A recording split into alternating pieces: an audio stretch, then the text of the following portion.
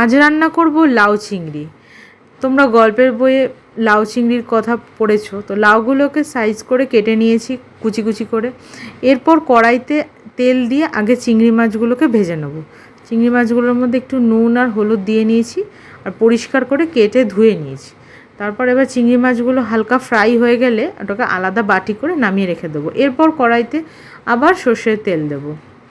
তেল গরম হতেই একটু কালো জিরে ফোড়ন দেব। ভালো লাগলে অবশ্যই তোমরা পদ্মশ্রী চ্যানেলকে সাবস্ক্রাইব করো, কমেন্ট করো রান্নাগুলো কীরকম লাগছে আর লাইক করো। এরপর কালো জিরে ফোড়ন দেব। একটু ফোড়নটা ভাজা ভাজা হয়ে গেলে আমরা আদা রসুনের যে পেস্ট করে রেখেছিলাম সেটা দেব।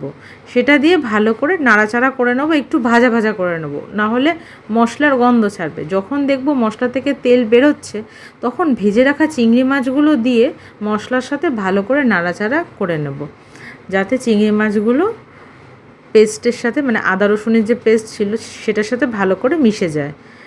এরপর কেটে ধুয়ে রাখা যে লাউগুলো রেখেছিলাম সেগুলো আস্তে আস্তে করে মাছের ওপরে দিয়ে দেবো। এই তো দিয়ে দেওয়ার পর ভালো করে নাড়াচাড়া করতে থাকবো। এই রান্নাটা খুব টেস্ট হয়, এটা তোমরা ভাতের সাথে খেতেই পারো। এরপর ওই লাউ যে কেটে রেখেছিলাম তার উপরে একটু নুন দিয়ে নিলাম পরিমাণ মতো, একটু হলুদ দিয়ে নিলাম, দিয়ে ভালো করে নাড়াচাড়া করব যতক্ষণ না সমস্ত চিংড়ি মাছগুলো লাউয়ের সাথে ভালো করে মিক্সড হয়ে যায়।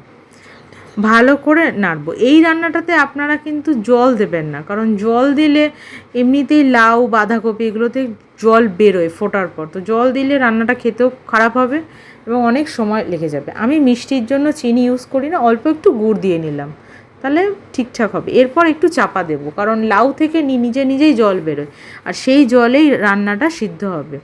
তো এবার দেখছি বেশ মাখা মাখা হয়ে গেছে। আমি শুকনো করব, এটা ভাত দিয়ে মেখে খাওয়ার জন্য।